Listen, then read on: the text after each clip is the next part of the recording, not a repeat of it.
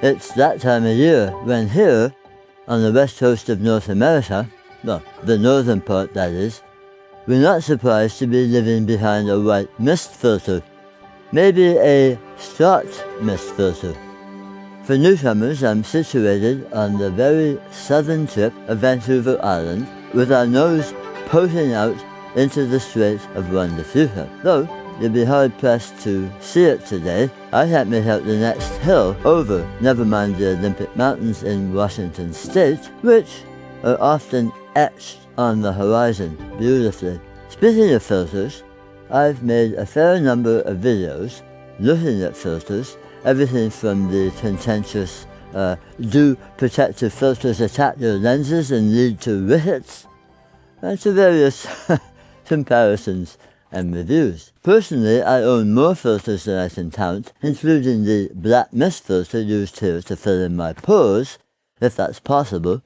Maybe I should try Nikon's skin softener option again. I wasn't impressed the last time. To the variable ND that hopefully brings down the white sky enough to fill the dynamic range of this camera, which, depending on who you believe, is either 10 stops or maybe 2.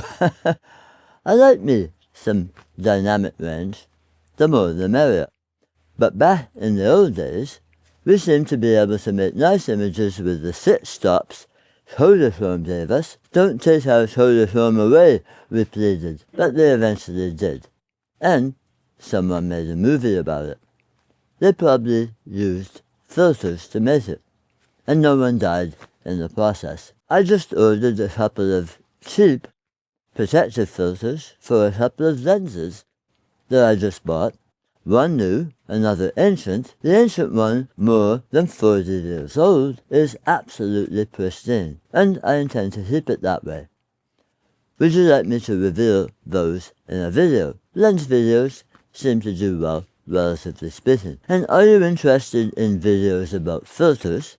Let me know in the comments. So it's been over a week since my last video, and one feels compelled to fill in the blanks. I'm not suggesting that's what this is.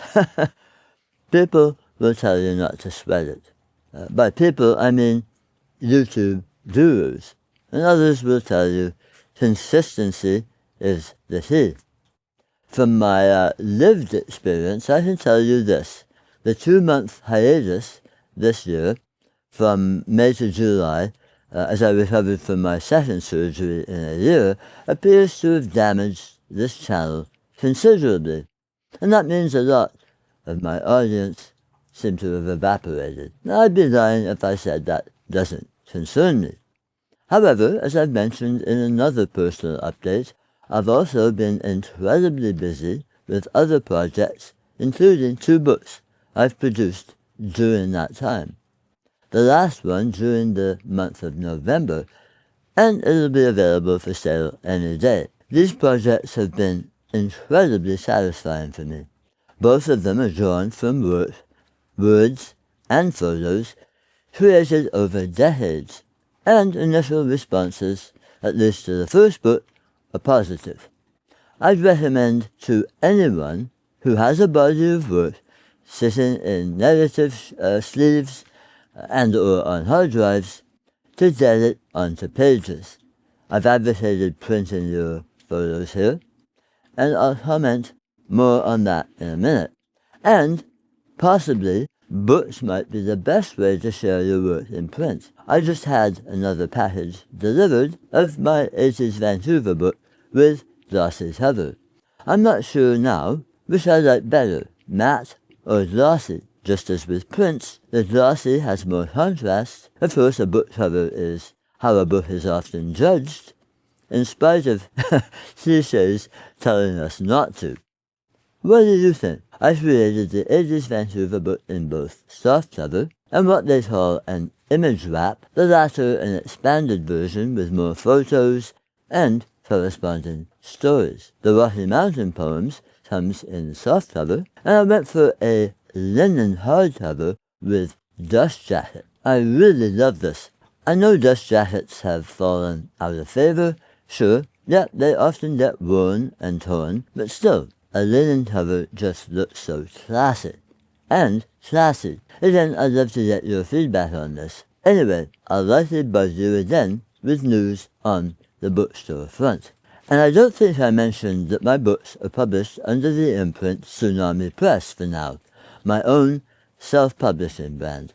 And that's another topic, self-publishing. Some great books and authors were launched through self-publishing, vanity publishing, if you like. Now, I'm not saying I'm a great author, but it's one way around the sensitivity readers.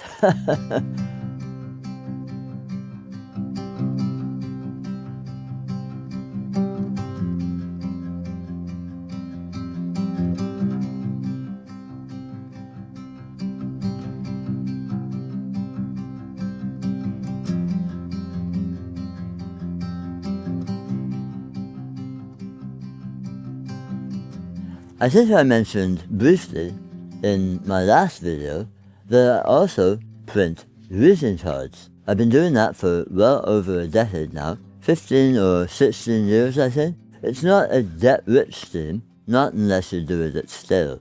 And printing cards on your desktop printer isn't usually the way to do that economically. Lithographic printing is. Having said that, I really enjoy printing cards in the same way that I enjoy making prints.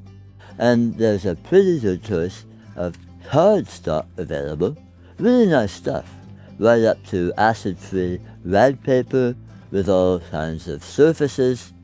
Hey, is that a good topic for a video?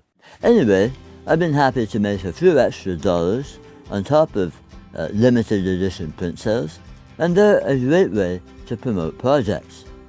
Thrown in as gifts with prints, people really appreciate that. And, well, send us greeting cards, which again, remind people you're still around. And yeah, I'm still around, and I'm working on several video projects at the moment, coming to this channel soon. So I hope you'll remember to come back. Is YouTube recommending my channel to you if you're a subscriber? I know it's a lot of questions in this video, but if you're not subscribed, please consider hitting that subscribe button along with the little bell icon, so hopefully the algorithm will show you more of my work. Giving this a thumbs up, that'll help too. In the meantime, take care, cheers, we'll see you later. Man, there's a lot of planes going over today.